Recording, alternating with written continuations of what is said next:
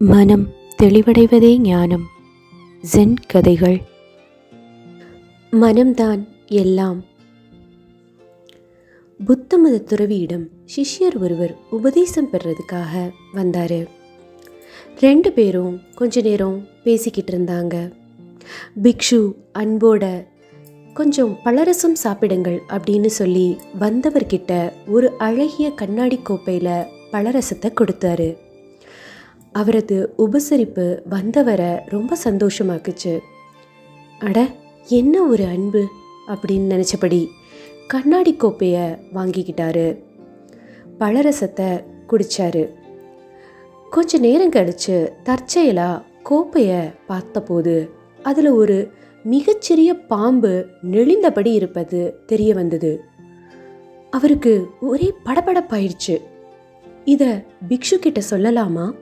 வேண்டாம், அவர் அன்போடு தந்ததை அவமதிக்கிறது போல இருக்கும்.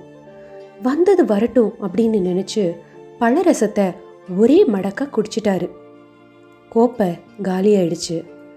பாம்பையும் காணோம், பழரசத்தையும் காணோம். வந்தவர் அவசரமாக துறவிக்கிட்ட விடை பெற்றார். இன்னொரு நாள் வருவதாக சொல்லி வீட்டுக்கு திரும்பினார். வீட்டுக்கு வந்தவருக்கு வாந்தி வர்றது போல இருந்தது. குடலை பிசைஞ்சது. கண்கள் இருட்டடிச்சது. ஒருவேளை விஷம் பரவுகிறதோ அப்படின்னு நினைச்சாரு. அவர் மெல்ல படுக்கையில் சென்று படுத்துக்கிட்டாரு. எழுந்திருக்கவே முடியல. மறுநாள், அதுக்கு மறுநாள் இன்னும் நிலைமை மோசமாயிக்கிட்டே இருந்தது. ரொம்ப மெதுவாக எழுந்து நடக்க முயற்சி பண்ணாரு. நடந்தாரு. மெதுவா பிக்ஷு கிட்ட தன் நிலைமைய சொல்லலாமா அப்படின்னு யோசிச்சாரு. ஒரு முடிவெடுத்து பிக்ஷு கிட்ட வந்தாரு. வழக்கம் போல உபசரிப்பு தவறாத துறவி, கொஞ்சம் இருங்க, பழரசம் அருந்திக்கிட்டே பேசலாம் அப்படின்னு சொன்னபடி உள்ள போய் பழரசத்தை எடுத்து வந்து கொடுத்தாரு. அதே கோப்பை. நடுங்கினபடி அதை கையில வாங்கிக்கிட்டாரு. அந்த சிஷ்யர் கோப்பைக்கு உள்ள பார்த்தார். பழையபடி ஒரு சின்ன பாம்பு நெளிஞ்சுக்கிட்டு இருக்கிறத பார்த்தார். அவரோட கண்கள் கலங்கியது. உடனே பிக்ஷுவும், என்ன, ஏன் கண் கலங்குது அப்படின்னு கேட்டாரு. உடனே சிஷ்யரும், இல்லை, இதற்குள்ள ஒரு சின்ன பாம்பு இருக்குது அப்படின்னு திக்கி திணறி சொல்லி முடிச்சாரு.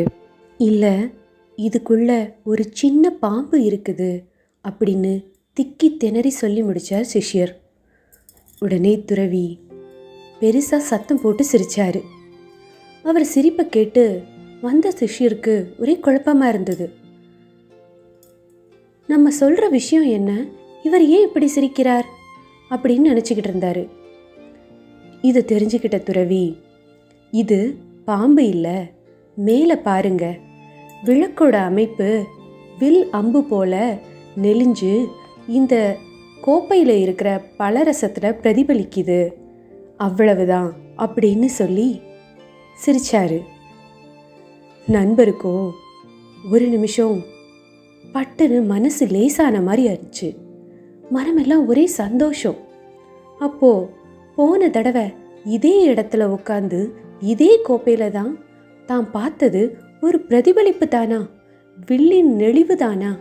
அட, என்ன ஒரு மாயத்தோற்றம்! அவர் தளதளத்த குரல்ல துறவிக்கிட்ட தனக்கு நடந்த எல்லாத்தையும் சொன்னார். துறவியும் சிரிச்சுக்கிட்டே கேட்டுட்டு இருந்தார். எல்லாம் மனம்தான் அப்படின்னு சொன்னாரு துறவி.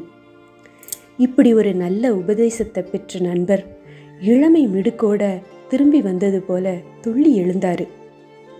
இப்போ வயிற்றுல ஒரு பிரச்சனையும் இல்லை. குடலை பிசையலை, வாந்தி வரவில்லை. மாறா உடல் எல்லாம் பழபழப்பா ஆனது போல இருந்தது. மனசு நிறைஞ்சு சந்தோஷத்துல பறப்பது போல ஒரு உணர்வு. ஆமா, மனசுதான் எல்லாம். இதை நான் நல்லா உணர்றேன் அப்படின்னு சொல்லி துறவியை நமஸ்காரம் பண்ணி மிடுக்கு நடையோட வீடு திரும்பினார். புத்த மதம் சொல்லும் அருமையான கதை இது. நன்றி. ஓம் புத்தாய நமः.